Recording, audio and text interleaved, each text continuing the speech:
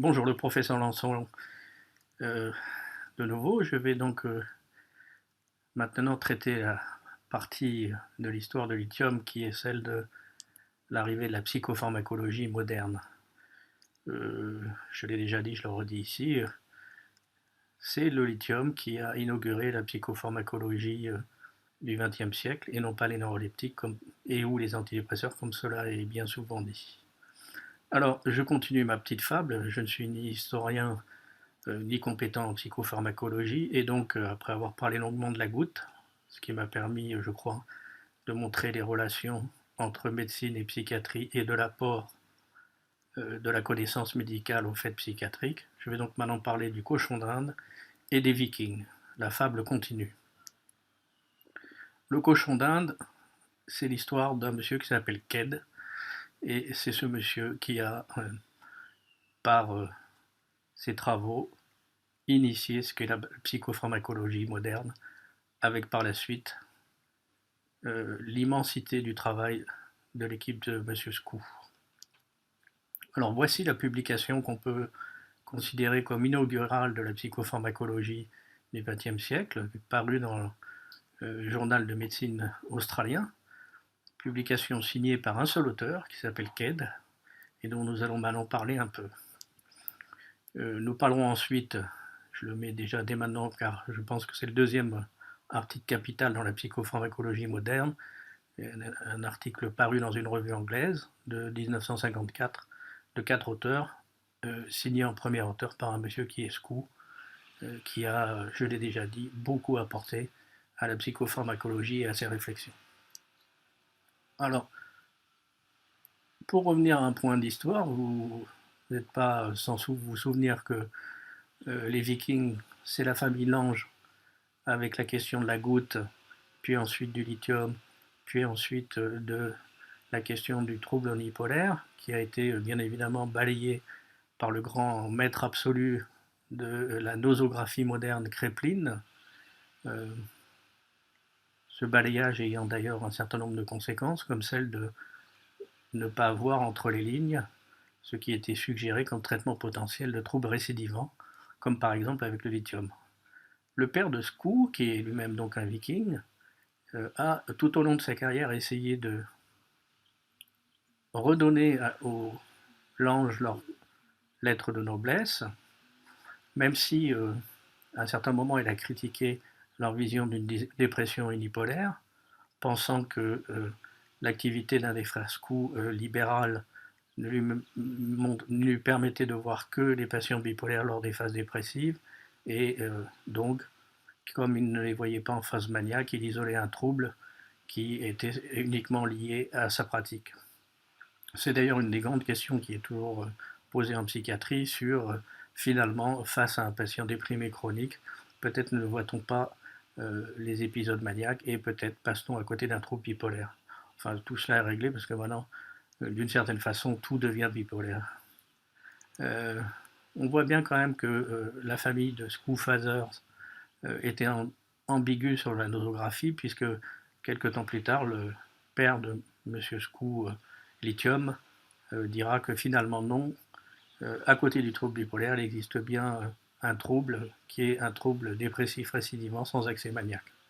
Enfin, la question n'est pas celle de la nosographie, même si les querelles nosographiques et psychopathologiques sont bien souvent responsables euh, d'un obscurcissement de la pensée clinique qui empêche de voir certains éléments qui permettent de changer la discipline et les traitements, comme l'histoire de lithium nous le rappelle. Alors, ce monsieur Cad, qu'a-t-il apporté à la psychopharmacologie et au traitement moderne? Alors, Cad, c'est, comme beaucoup de psychiatres, le fils d'un médecin qui était psychiatre, donc il a grandi dans les hôpitaux psychiatriques. C'est là, comme beaucoup d'enfants de médecins à l'époque, marqués. Euh, Au cours de ses études médicales, c'est quelqu'un qui a très tôt montré un intérêt pour la recherche et la recherche médicale. Et puis, dernier élément qu'il a marqué, d'après ce qu'on peut lire dans sa biographie et des textes que j'ai pu lire, c'est qu'il a été pendant la Seconde Guerre mondiale médecin dans un camp de prisonniers japonais et qu'il a pu y voir les conséquences psychologiques et l'apparition de psychopathologies ou troubles psychiques, entre autres. Ces expériences personnelles et médicales, ainsi que ces lectures, lui ont forgé des croyances très fortes quant à l'étiologie des maladies mentales graves. Et un des modèles sur lequel il s'est appuyé, c'est celui des troubles thyroïdiens, pensant que par exemple, lors de la dépression, il existait une absence de substance ou d'un métabolite de substance cérébrale, et que lors des accès maniaques, il y avait des états d'intoxication. C'est toute la question de l'intoxication. Qu'elle lui pensait que l'intoxication était endogène et pas liée à des substances externes, comme d'autres auteurs. Le modèle de la thyrotoxicose et du myxodème est un modèle qui a largement influencé sa pensée. Partant de ces idées, Ked, de retour après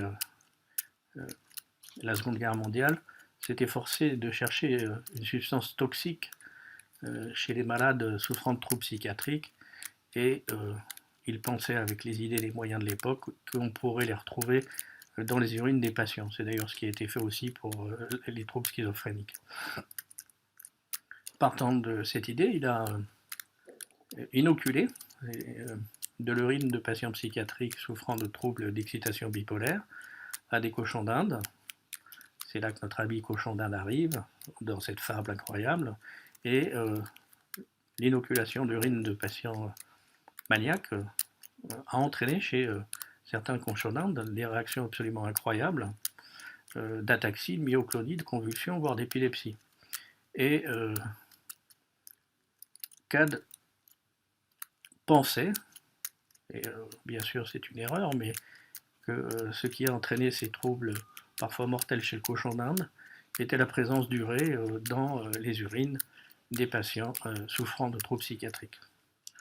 Alors il imagine ensuite, pour parfaire son hypothèse, que finalement c'est soit l'urée soit l'acide urique qui est le candidat de cette affaire chez le cochon d'Inde, et que en dissolvant les cristaux dans l'urine des malades, il pourra montrer que c'est bien du fait de l'absence alors de troubles, cet acide urique qui est responsable de ces effets.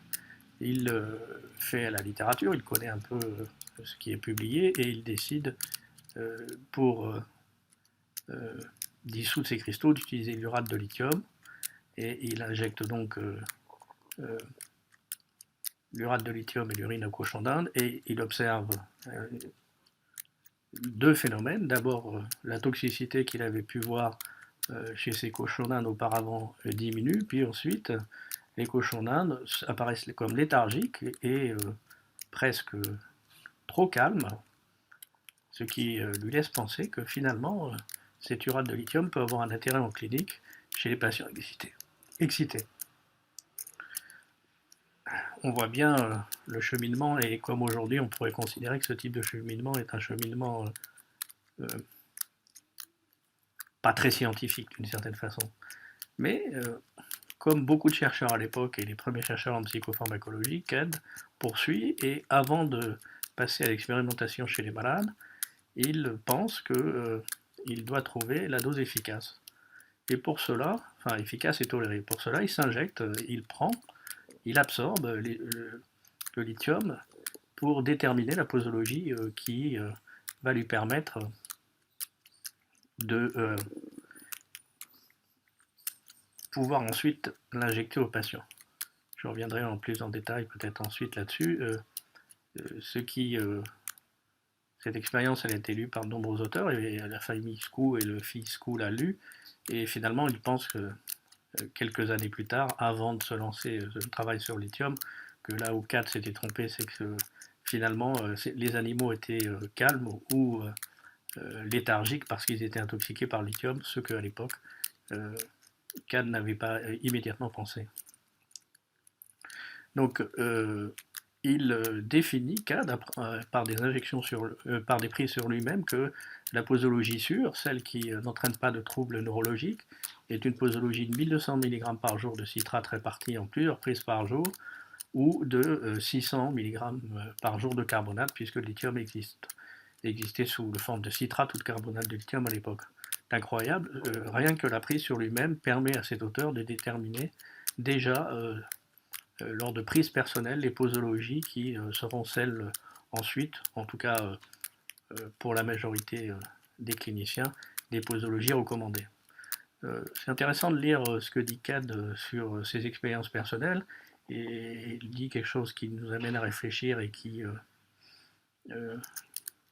n'est pas partagé par tout le monde. Moi, je ne partage pas forcément l'ensemble de ce qui est dit ici, mais il dit je pense que j'ai pu suivre mon propre chemin et que si j'avais dû conduire cela de nos jours, c'était dans les années 80, j'aurais été étouffé par les conseils administratifs des hôpitaux, par les comités de recherche, par les comités d'éthique et par les chefs du département.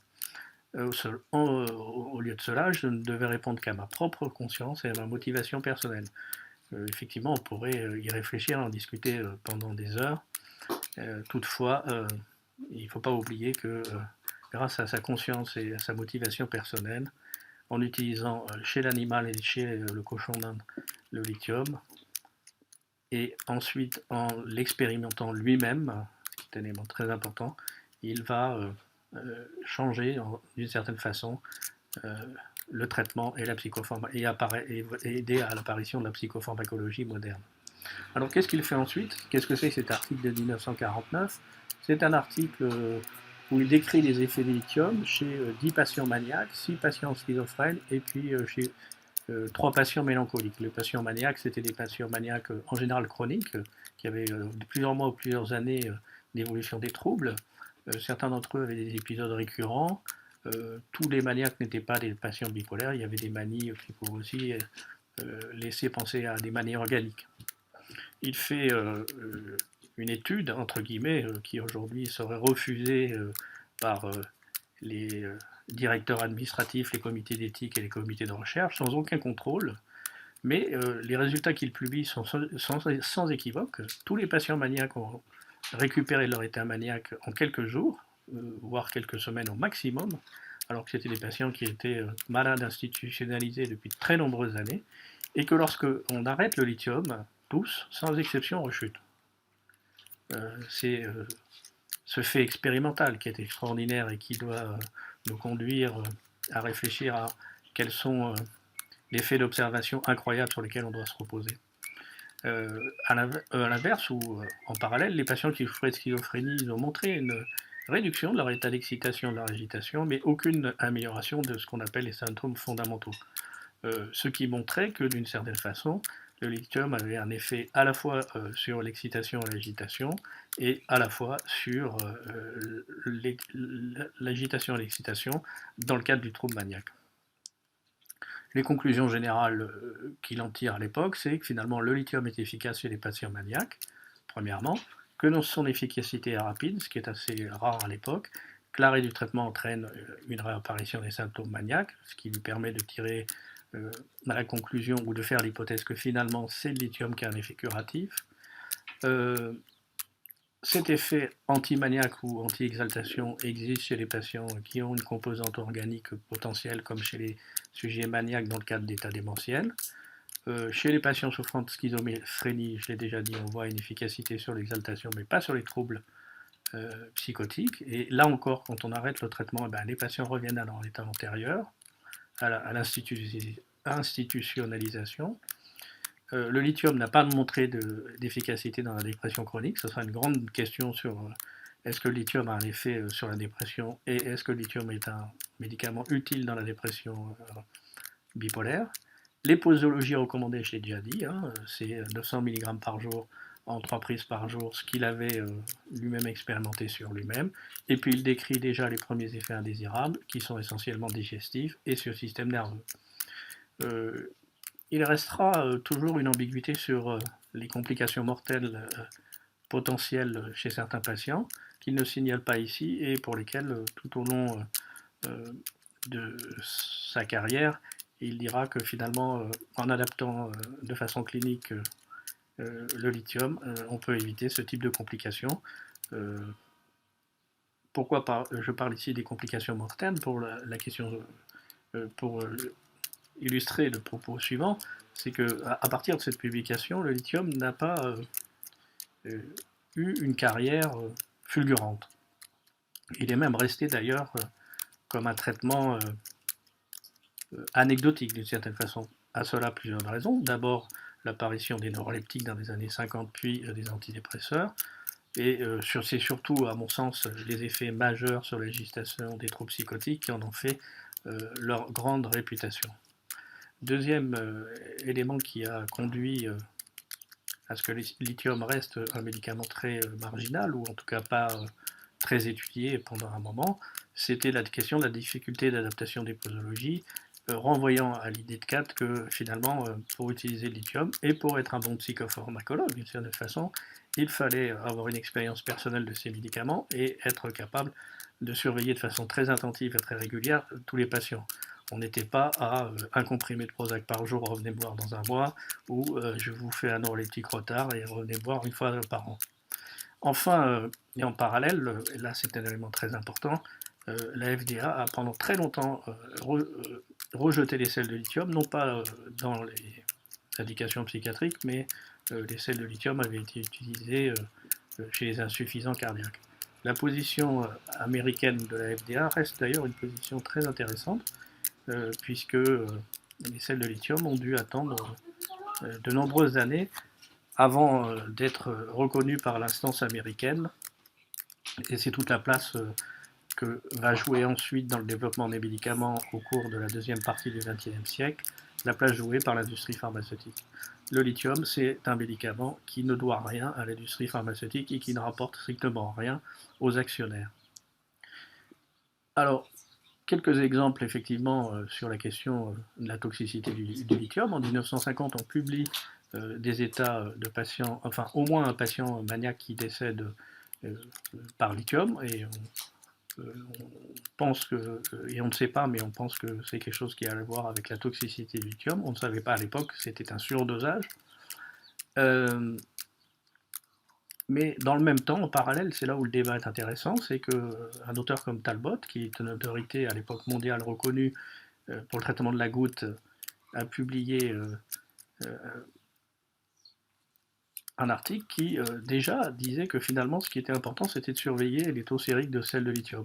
C'était assez compliqué à l'époque parce que les instruments pour le dosage et l'évaluation des taux étaient pas tout à fait au point. Mais cela sera rapidement amélioré, ce qui permettra d'ailleurs ensuite de faire des progrès dans l'évaluation à l'intérêt des sels de lithium. L'intérêt du lithium, même s'il reste marginal à côté de l'engouement extraordinaire des neuroleptiques et des antidépresseurs, continue à susciter des publications, comme par exemple une publication sur 100 patients en 1951 qui concluait que les sels de lithium avaient un intérêt majeur dans le traitement de la manie et que cet intérêt était lié à son efficacité et son efficacité liée à la surveillance de ses taux sanguins. Je reviens quelques instants sur la question de la toxicité du lithium et ce qui a aussi conduit au retard de son utilisation aux États-Unis, dans les pays anglo-saxons, en dehors du fait de l'industrie pharmaceutique, c'est que les sels de lithium avaient été proposés comme substitut chez insuffisant cardiaque au sel dans le repas. Et on s'était malheureusement rendu compte que cette utilisation non clinique, d'une certaine façon, avait conduit à de nombreuses complications, et ce qui avait conduit en 1949 la FDA à retirer et à insister sur la toxicité potentielle des sels de lithium, ce qui mettra beaucoup d'années à permettre à cette même agence de reconnaître enfin le lithium en 1970 dans le traitement des troubles affectifs. Alors voilà où on en était dans les années 50, lorsque à l'autre bout du globe, dans les contrées nordiques, une équipe, pas seulement, hein, mais une équipe dirigée par quelqu'un qui s'appelle Skou, va permettre au lithium de revenir sur le devant de la scène. La conclusion de cet article de 1954, c'est que les thérapies par lithium semblent offrir une alternative utile pour nos nombreux patients qui sont ainsi maintenus dans un état normal après une dose d'entretien des sels de lithium. À la fois, cette publication de 54, elle confirme l'intérêt du lithium dans les accès maniaques et elle laisse entrevoir déjà la possibilité d'un traitement d'entretien, ce qui était une idée déjà très novatrice dans certains troubles mentaux qu'on pensait comme chroniques à l'époque. Skou, il doit beaucoup à son patron qui, lui, avait lu l'article de KED et qui lui avait suggéré de conduire un essai qu'on appelle contrôlé à l'époque, qui n'avait pas toutes les caractéristiques actuelles. Le tirage aléatoire se faisait avec une pièce, enfin, je ne vais pas rentrer dans les détails. Et cet essai portait sur 38 patients. On peut imaginer qu'aujourd'hui, ce type d'étude aurait bien du mal à passer dans une revue à comité de lecture indexée avec un impact factor de grande qualité. Voici les résultats qu'il publie dans cette étude. Donc on voit qu'il y a 38 patients et l'effet est très important chez au moins 14 d'entre eux et possible chez 18 d'entre eux, ce qui veut dire que 32 patients ont un effet très positif. Deuxième conclusion de l'article, en dehors de cet effet qu'il vit et décrit comme extraordinaire, l'administration de lithium peut avoir une valeur thérapeutique considérable dans de nombreux cas de maniaques, mais les dangers de l'intoxication nécessitent un contrôle clinique et biochimique minutieux. Et toute la psychopharmacologie est écrite là, c'est que les effets peuvent être considérables à la condition effectivement d'être capable de suivre cliniquement de façon minutieuse les patients et régulière. C'est cela qui est la psychopharmacologie. Alors, est-ce que, à partir de ces publications, le lithium s'imposera comme traitement de la psychopharmacologie moderne?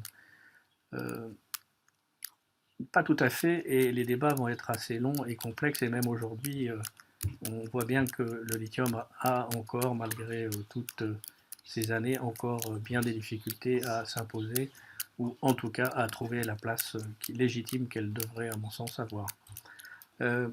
Skou, en Artingen et Bastrup au Danemark, ont ensuite fait un certain nombre d'observations, indépendamment les uns des autres, sur des petits groupes de patients, là encore, qui indiquaient qu'un traitement prolongé par les sels de lithium pouvait d'une part améliorer l'état clinique des patients, maniaques ou pas, et prévenir non seulement les récidives maniaques, mais aussi dépressives. Et c'est à partir de là que la question du traitement normothymique, qui est une révolution en soi, un médicament suspensif du gène évolutif d'un trouble récidivant, conduisant parfois à une chronicité, souvent en suicide et ayant une forte mortalité, s'est imposé dans la tête de ces auteurs et d'un certain nombre de cliniciens.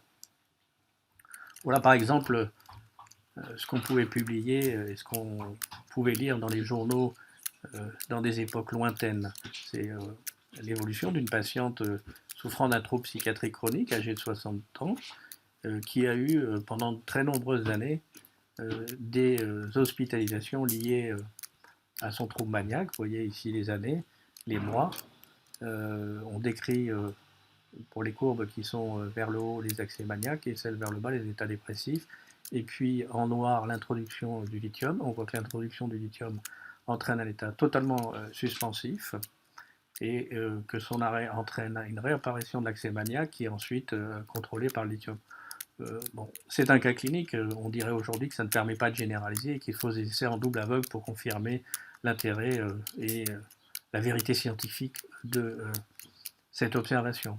En tout cas, ça souligne, quand on a des résultats aussi extraordinaires, et j'invite les gens à les publier, même si c'est très compliqué, en tout cas à communiquer dessus, car ce sont de ce type de publications qui ont aidé à voir émerger des idées novatrices pour la prise en charge et le traitement des patients souffrant de troubles psychiatriques.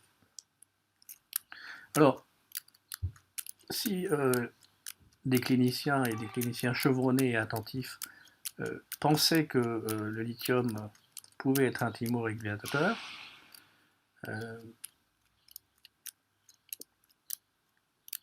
Tout cela n'a pas été aussi simple et il a fallu, d'une certaine façon, encore beaucoup travailler pour imposer l'idée d'un traitement thymorégulateur. Les auteurs d'ailleurs eux-mêmes soulignaient que dans les publications de 54 jusqu'à dans les années 60, ils n'avaient pas tout à fait porté aussi attention à l'effet thymorégulateur, vraisemblablement aussi parce qu'ils étaient impressionnés par l'effet sur l'agitation qui était quand même ce qui occupait le plus et qui était au devant de la scène de la prise en charge des patients psychiatriques. Partant de ces idées, plusieurs essais en ouvert dans les années 60 ont été conduits pour essayer de confirmer l'intérêt thymorégulatrice du lithium et l'étude la plus importante est celle conduite dans les années 60 donc par Skoo et son ami Bastrup, deux vikings qui ne sont pas du même pays, publié en 67 sur 88 patients d'hôpitaux psychiatriques. Voici les trois Lascars, Bastrup, Cad et Skoo, qui sont donc les trois acteurs qui entrent en scène progressivement pour alimenter la fable que je vous raconte. Alors, Bastrup et Skoo, ils publient en 67 dans une très bonne revue, qui est l'Archive of General Psychiatry, une étude qui a duré 6 ans et demi, vous imaginez, qui leur ont permis de suivre 88 patients bipolaires et unipolaires, qui avaient été sélectionnés parce qu'ils avaient fait plusieurs épisodes, et des épisodes graves au cours des dernières années avant de rentrer dans cet essai. L'initiation du traitement par le lithium a permis les choses suivantes, une baisse remarquable de 87% de la fréquence des récidives maniaques et dépressives, un élément extraordinaire en faveur de l'effet normothymique du lithium. Les récidives se sont produits majoritairement à l'arrêt du traitement du lithium, ou chez les patients, et c'est là où déjà on a introduit la question d'atypicité, chez des patients atypiques qui étaient essentiellement des patients souffrant de ce qu'ils appelaient à l'époque de troubles schizoaffectifs. Les effets du lithium sur ces 6 ans et demi de suivi, ce qui est quand même un suivi très très très prolongé déjà pour une étude à l'époque, l'effet du lithium a perduré tout au long de l'essai clinique chez les patients qui ont répondu. Et cet effet a été décrit par ces auteurs comme intéressant et puissant chez les patients à la fois unipolaires et bipolaires. Donc finalement, la question de l'effet des médicaments suivant les catégories et les débats nosographiques n'était pas pour eux l'élément le plus central dans la psychopharmacologie et l'étude des médicaments. Je crois que c'est un élément qu'il faut garder à l'esprit, peut-être, mais je laisse les grands penseurs de notre discipline continuer à réfléchir sur ce sujet. Alors, malgré de nombreux articles publiés et des cas, l'intérêt du lithium dans le traitement prophylactique des troubles maniaco-dépressifs dans les années 60-70 a fait l'objet de très nombreuses critiques et a été accueilli avec froideur par certains auteurs, dont des auteurs anglais, qui, par exemple, ont pu publier des articles dans des revues prestigieuses, comme le Lancet, par exemple, dans lequel ils pouvaient écrire les choses suivantes.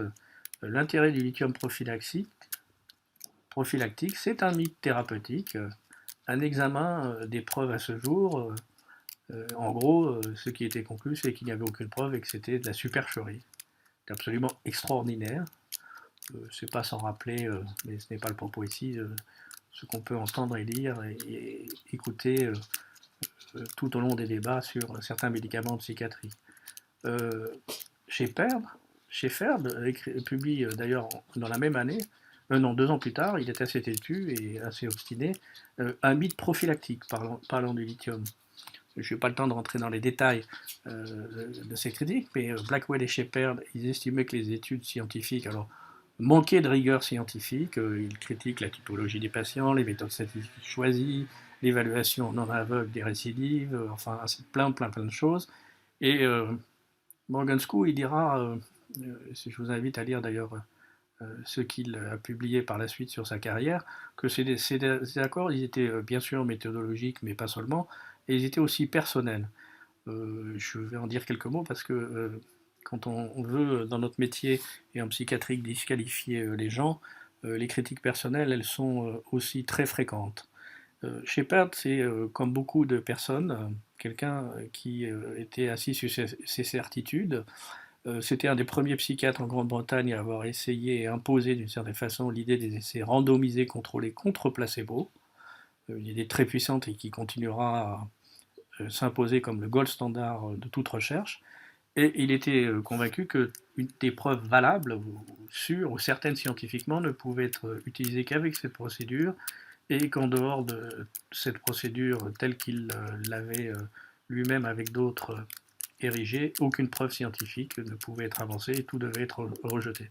Il est quand même important de signaler que cet auteur remarquable n'avait aucune expérience personnelle du lithium, non pas qu'il l'avait pris, on verra par la suite, mais en tout cas il n'avait aucune expérience du lithium dans le traitement des troubles et aucune expérience personnelle du lithium dans le traitement des troubles bipolaires. Est-ce un détail? Je n'en sais rien. Mais en tout cas, si on se réfère aux travaux de Ked, Skou et d'un certain nombre d'autres auteurs, c'est peut-être un petit manque personnel pour évaluer la véracité scientifique des données qu'on a sous les yeux. Voilà ce que dit Skou, je l'écris textuellement, c'est une traduction personnelle, sur la rencontre qu'il a eue avec les papes des essais en double aveugle. Lorsque j'ai raconté comment mon frère, qui depuis 25 ans avait des dépressions chaque printemps, a cessé d'avoir des récidives quand on lui a donné du lithium, Shefferd a manifestement trouvé que c'était un témoignage final de ma folie et de ma subjectivité. Il m'a qualifié de défenseur enthousiaste du lithium. J'ai d'ailleurs appris plus tard, c'est écrit dans un texte de Bastrup et Skou, qu'au Maudsley, le temple anglais de la psychiatrie, il y avait des gens qui ont expliqué ma position en laissant entendre que j'étais moi-même maniaco-dépressif et sous lithium. Ce n'était pas le cas.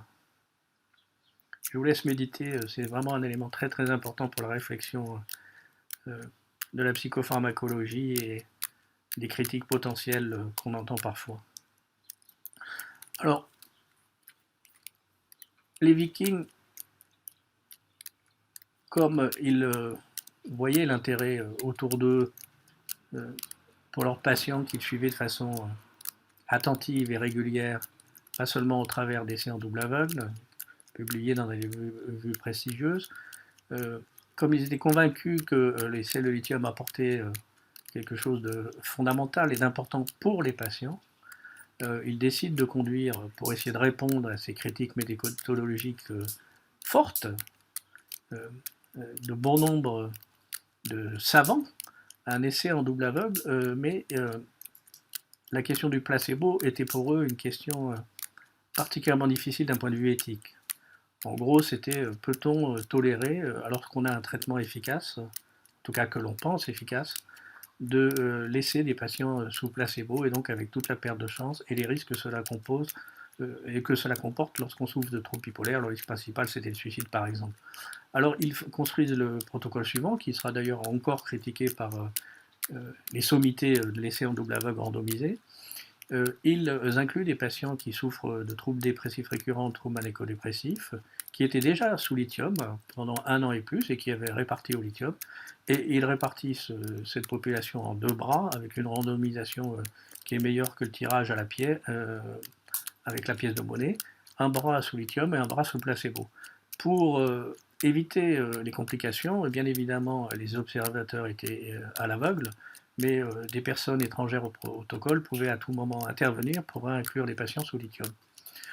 Ils font une analyse séquentielle pour étudier les différences d'effets entre placebo et lithium, et l'essai a duré très peu de temps, pas plus de 6 mois, montrant que dans le groupe des patients unipolaires, 9 sur 17 sous placebo avaient rechuté, alors 0 sur 17 sous lithium, et chez les patients bipolaires, 12 sur 22 sous placebo ont chuté, alors que 0 sur 28 sous lithium. Ceci est une petite preuve de l'intérêt du traitement normotimique par lithium chez les patients souffrant de troubles bipolaires. Alors, Ce qui a fini par convaincre, même si l'histoire est un peu plus complexe, hein, c'est une fable ce que je vous raconte ici, bien évidemment, je ne suis pas sérieux, les autorités internationales de l'intérêt du lithium dans le trouble bipolaire, c'est un essai qui a été publié par Prien en 84 dans les archives, et qui ont mené une étude comparative sur 2 ans sur 117 patients souffrant de troubles bipolaires, répartis en 3 groupes, un groupe par lithium, un groupe imipramine lithium et un groupe imipramine. Et les résultats ont montré que les patients sous lithium avaient, enfin, en tout cas que le lithium avait une efficacité très importante pour prévenir les épisodes maniaques, et que le lithium plus imipramine contre l'imipramine était à peu près équivalente dans les récidives dépressives chez un certain nombre de patients unipolaires. Ce qui conduira donc à finalement que la Food and Drug Administration continue à admettre en 70 les propriétés antimaniaques du lithium, et en 78 recommande le lithium comme un traitement ou une molécule efficace dans la prévention des récidives, en tout cas des accès maniaques, avec toujours un point d'interrogation qui reste débattu actuellement sur la question des préventions des récurrences dépressives. Voilà ce que je voulais raconter sur la fable, et je terminerai en laissant la parole à un viking de notre fable, Morgan Skou, qui disait la chose suivante: le lithium n'a peut-être pas été breveté et donc n'a pas d'intérêt commercial. On m'a parfois demandé si ça aurait été un avantage si le lithium a été subventionné par l'industrie pharmaceutique. Avec un tel soutien, elle aurait pu être promue massivement, et aussi massivement que certains médicaments concurrents. Il ne dit pas d'ailleurs qu'il pense qu'ils étaient moins efficaces, et c'est moi qui le dis. Ça aurait pu être un grand avantage pour les patients. Cependant, les compagnies pharmaceutiques n'étaient pas intéressées par le lithium, et j'ai donc eu une totale liberté scientifique. Il semble peu probable qu'une entreprise pharmaceutique m'ait permis d'étudier et de publier aussi largement qu'il compte sur les effets néfastes du lithium. J'ai beaucoup voyagé et donné des conférences à des médecins généralistes, des psychiatres, un certain nombre de personnes, et un élément très important qu'elle souligne ici, et que il me semble un élément clé de la psychopharmacologie, à des groupes de patients. Vous voyez qu'on n'a pas attendu les survivants de la psychiatrie pour que certains cliniciens échangent avec les patients, et dans le monde entier, et j'ai beaucoup appris de ces derniers. C'est cela un psychopharmacologue. Voilà ce qu'il dit et qui me semble important de ces deux compères pour terminer cette fable. Je répète, 3 personnes, Cad, Skou et Bastrup. Cad était une personne modeste qui a toujours dit de lui-même: je ne suis pas un scientifique, je suis qu'un vieux prospecteur qui a trouvé une pépite, et la pépite c'est le lithium. Skou disait de lui: Cad était une personne curieuse, qui avait une observation attentive, une volonté de tester des hypothèses, même absurdément improbables, et qui avait le courage de courir le risque de se ridiculiser. Bastrup était un ami, c'était quelqu'un d'une grande intelligence. Nous étions tous les 3 de vrais scientifiques, mais pas seulement. Nous étions des artistes. Ce qui caractérisait Bastrup, c'était son soutien psychologique incessant, ce qui a augmenté sans aucun doute l'observance des patients. L'histoire ne s'arrête pas là, hein, puisque finalement, même encore aujourd'hui, on peut écrire que le lithium est sous-utilisé. Voilà ce qui est écrit ici. Et encore un autre élément sur l'histoire du lithium, le lithium reste pour la majorité des auteurs qui lisent la psychopharmacologie comme un médicament clé et un médicament central dans le traitement des troubles bipolaires. Il y a beaucoup de points à retenir. Je vous ai mis ici en référence, comme toujours, des éléments historiques, et je n'ai pas de lien d'intérêt, en tout cas pas avec les compagnies qui commercialisent le lithium.